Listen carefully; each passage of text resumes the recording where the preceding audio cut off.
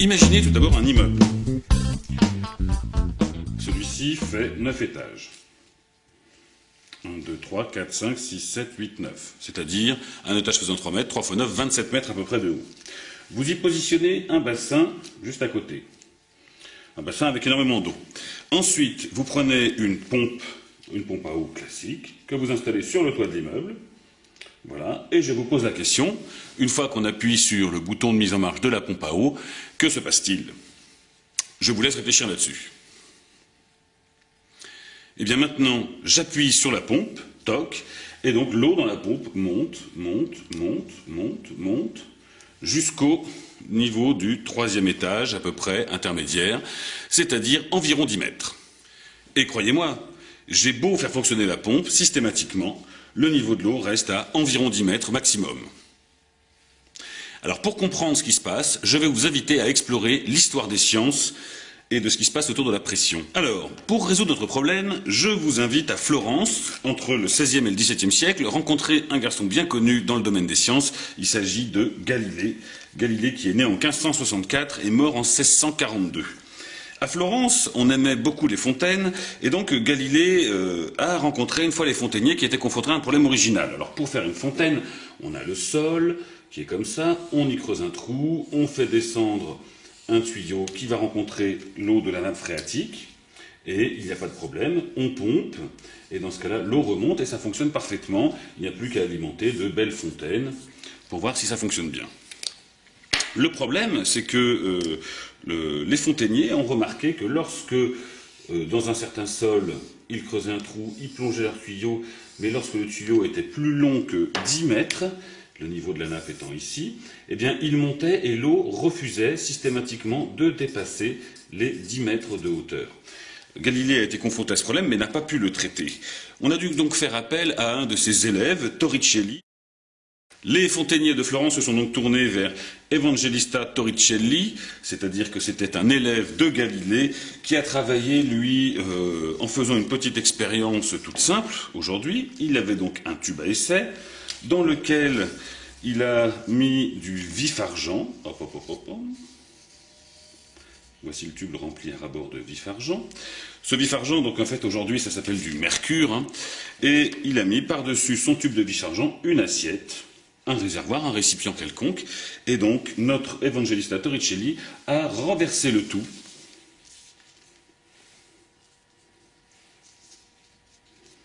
Voilà. Le tube de Torricelli s'est vidé dans l'assiette, comme ceci, jusqu'à 76 cm. Grande question qui se posait à l'époque, mais qu'y a-t-il donc ici? Grande question, puisque depuis les Grecs, nous savons bien que la nature a horreur du vide. Mais alors qu'est-ce qui a fait que le niveau du mercure est descendu dans ce tube?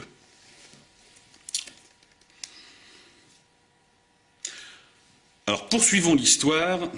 Je vous emmène maintenant en France, du côté de Clermont-Ferrand, et nous allons rendre visite à monsieur Blaise Pascal. C'est parti. Le voici. Il est né en 1623 et mort en 1662. Il a donc vécu au XVIIe siècle. Blaise Pascal habitait donc Clermont-Ferrand, et qui domine Clermont-Ferrand? Il y a bien évidemment une célèbre montagne qui s'appelle le Puy de Dôme. Blaise Pascal avait repris les tubes de Torricelli pour faire l'expérience que je vais vous raconter à l'instant.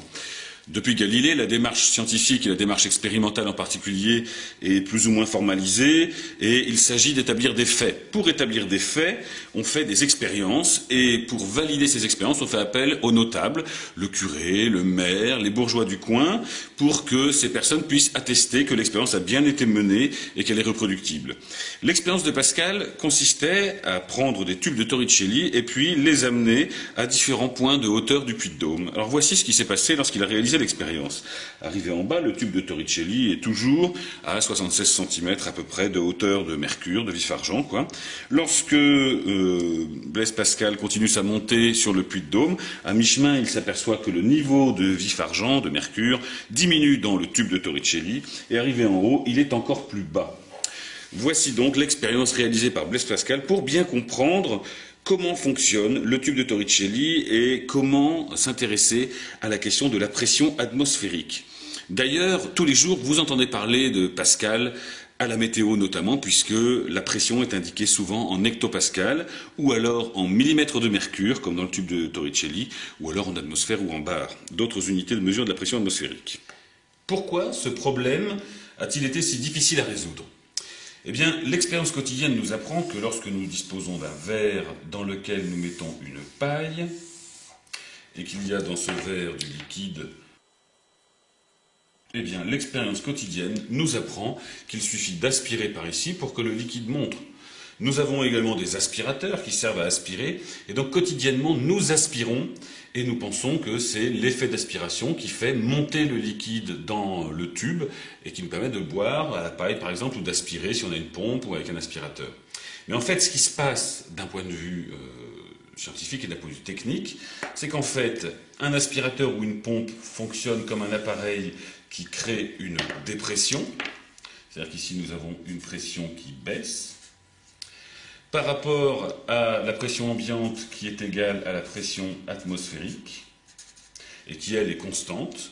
Lorsque la pression baisse à l'intérieur, la pression atmosphérique appuie sur notre liquide, appuie sur le liquide, et donc pousse sur le liquide, et du coup celui-ci, entraîné par la différence de pression entre l'intérieur et l'extérieur, va s'élever dans le tube. Si le tube fait 10 mètres, cela va s'arrêter. Pourquoi? Eh bien simplement parce que l'eau qui est dans le tube exerce également une pression à la base. Et donc en fait, ici, nous aurons un équilibre entre la hauteur d'eau dans le tube et la pression atmosphérique, lorsque la pression atmosphérique sera égale à la pression de l'eau. Enfin, lorsque la pression de l'eau sera égale à la pression atmosphérique. Voilà le mystère du problème des fontainiers de Florence. Voici une application pratique du problème des fontainiers de Florence que nous avons vu tout à l'heure. Nous avons ici un cosmonaute qui se promène tranquillement dans l'espace. Il est dans le vide interstellaire, donc la pression autour de lui est quasiment égale à 0. Pour qu'il respire, dans son scaphandre, la pression est quasiment la pression atmosphérique. La question que je vous pose, c'est que va-t-il se passer lorsque je vais ouvrir ce robinet? Puisque là, le cosmonaute est relié par un petit tube à une brique de jus de fruits qui est très très souple. Je vous laisse réfléchir. Vous avez réfléchi. Tentons l'expérience. J'ouvre le robinet ici, et qu'est-ce que j'observe? La brique de jus de fruits se met à gonfler pour finalement aller jusqu'à l'explosion complète. Pourquoi? Eh bien, vous avez bien compris que la pression et les objets vont se déplacer en fonction de la pression, c'est-à-dire que la pression atmosphérique dans le scaphandre va pousser tout ce qui est à l'intérieur du scaphandre vers l'extérieur, puisque l'extérieur, c'est là où la pression est égale à 0 quasiment.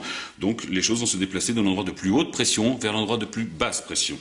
Eh bien, que nous enseigne cette histoire? Cette histoire nous enseigne que la médiation est un jeu à trois.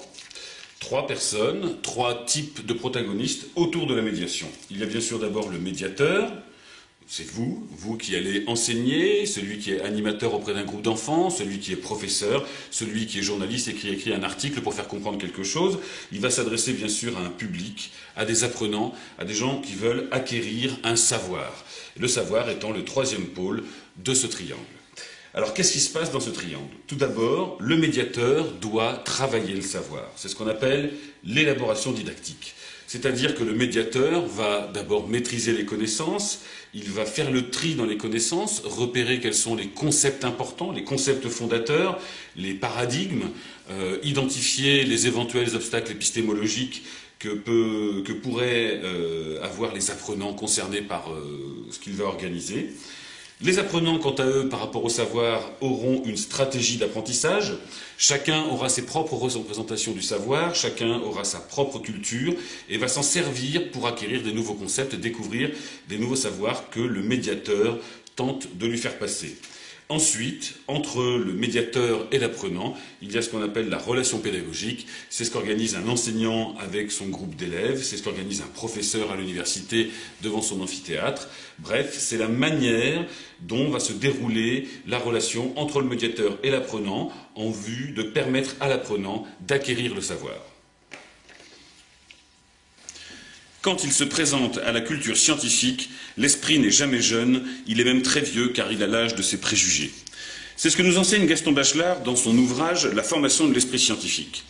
En effet, chaque personne qui doit apprendre les sciences se retrouve avec ses connaissances antérieures, confrontée à des découvertes et à des connaissances nouvelles.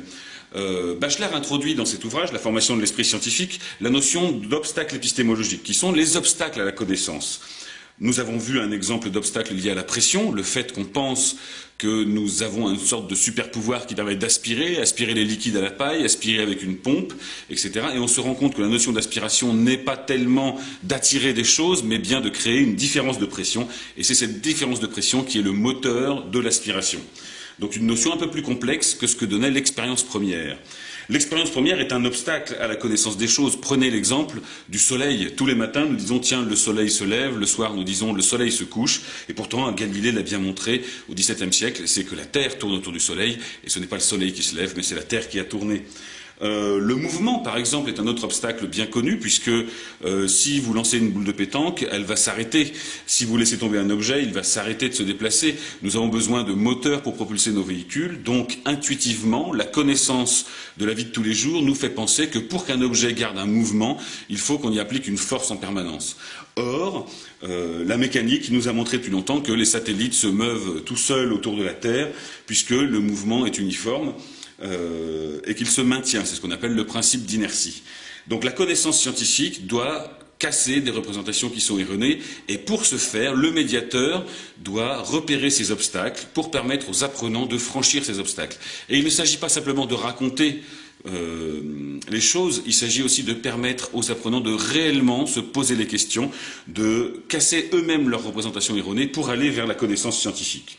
Alors il y a d'autres sortes d'obstacles, par exemple certains enfants prêtent une intention aux choses, imaginez une terrasse, des personnes qui y sont, une boule qui va rouler sur la terrasse puisqu'elle sera légèrement en pente se dirigeant vers l'oncle, l'enfant peut très bien dire « Ah, la boule veut rejoindre tonton », alors qu'il ne fera pas intervenir la gravité par exemple. Donc prêter une intention aux choses, chez les jeunes parfois ça arrive, ça s'appelle l'animisme. Des concepts issus de l'histoire des sciences aussi ont pu passer dans la population mais n'ont pas été réactualisés. Par exemple, la notion d'équilibre d'écosystèmes n'est pas forcément une notion juste en ce qui concerne la description des écosystèmes. On parlera plutôt de dynamique des populations, de dynamique et d'interaction et de complexité entre les différents organismes, et que les équilibres, eh bien, il y en a peut-être plusieurs, qu'il peut y avoir des cycles, etc., etc. Bref, nourrissez-vous de la notion d'obstacle épistémologie, intéressez-vous à l'histoire des disciplines pour mieux les vulgariser, appuyez-vous sur les difficultés qu'ont rencontrées les scientifiques au cours de l'histoire, en pensant que peut-être les apprenants vont être confrontés aux mêmes difficultés. Voici une manière pour les médiateurs de construire leurs séquences pédagogiques, de construire leurs outils de médiation, leurs articles scientifiques, etc.